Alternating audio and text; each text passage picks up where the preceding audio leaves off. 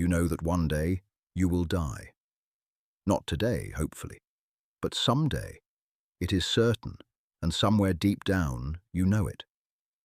That single piece of knowledge quietly shapes almost everything about being human.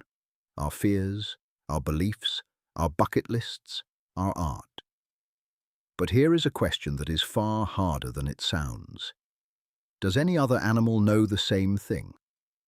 When an elephant stands over the scattered bones of its herd, is there a flicker of understanding in there? Does it know what death is? Or when a mother loses her baby and refuses, for days, to set the little body down? It turns out this question has two very different halves, and the science gives two very different answers. And the gap between those two answers might be one of the loneliest facts about being human. Some animals clearly do something with their dead, something that looks, to us, a lot like grief. Start with the most famous mourners of all, elephants. For generations, people told stories of elephants returning to the bones of their dead, gently touching the skulls and tusks with their trunks.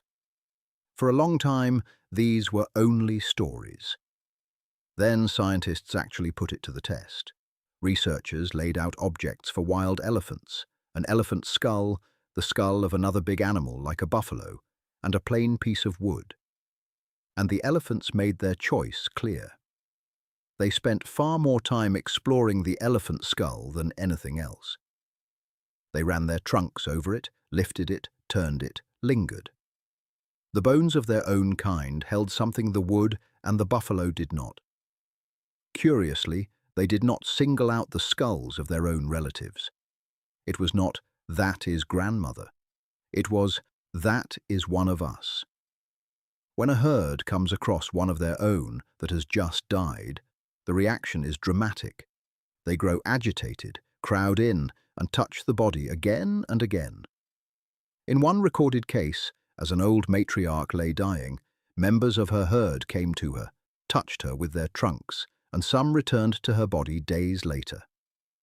This is real, and it is genuinely moving. But notice carefully what it shows, and what it does not. It shows that elephants recognize a dead elephant as something special, something that matters. It does not show that the elephant understands it will, one day, be those bones itself. Recognizing death in another. That is one half of our puzzle, and elephants are far from alone in it. Crows hold funerals, or at least, that is exactly what it looks like. When a crow finds a dead crow, it does not just fly past. It calls out loudly, and other crows come, gathering around the body.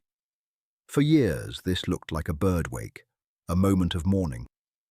Then a scientist named Kaylee Swift ran a clever experiment.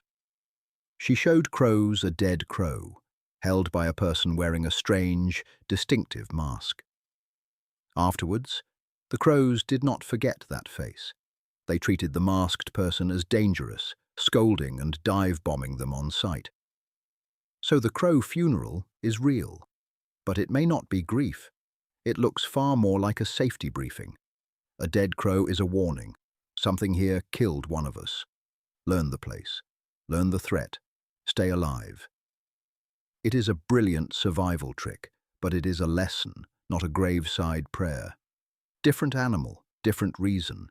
But once again, reacting to a death, not knowing about death.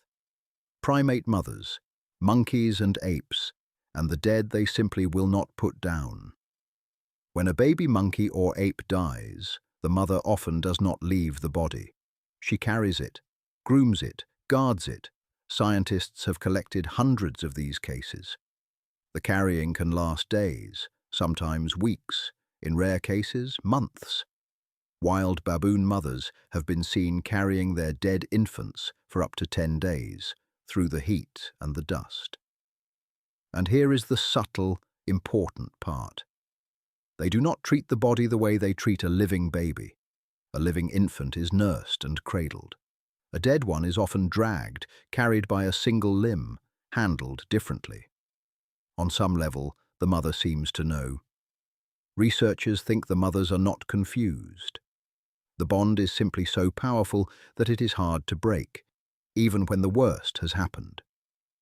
There is a fascinating clue about learning too.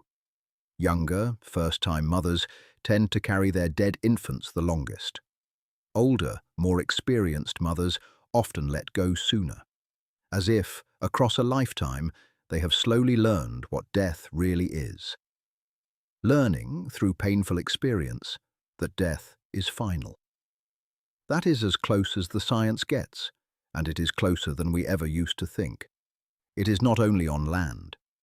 In the ocean, mother dolphins and whales have been seen holding their dead calves at the surface for hours, even days.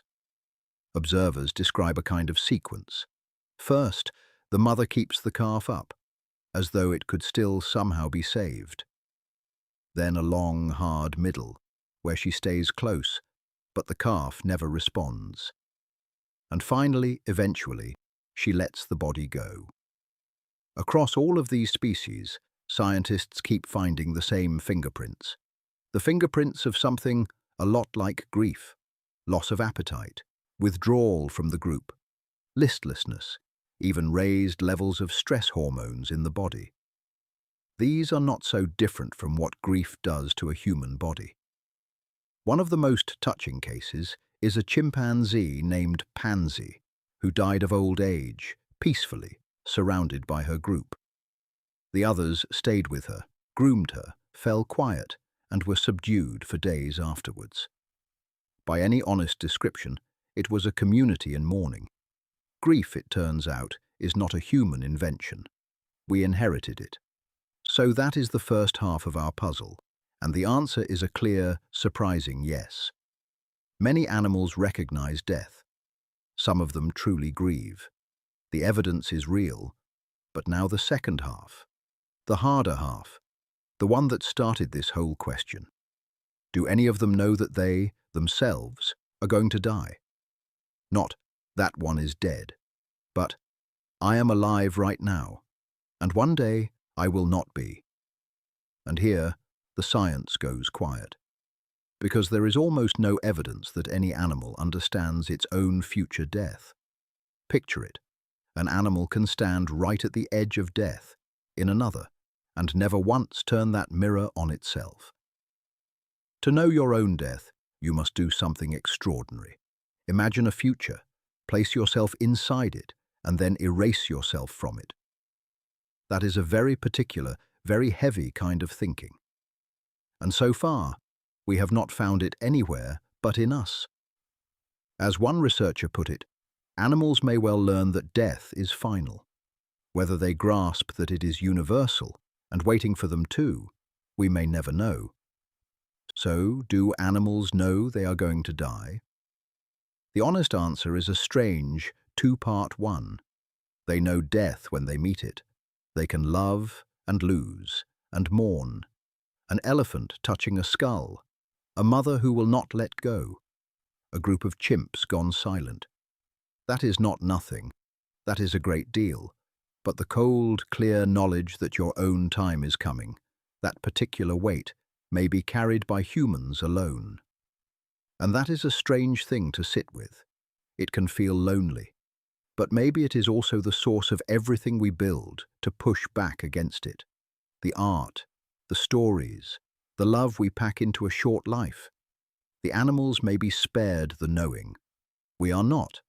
And that is exactly why every ordinary day is worth being curious about. If you like having your everyday questions answered like this channel does one every single day. Subscribe and stay curious.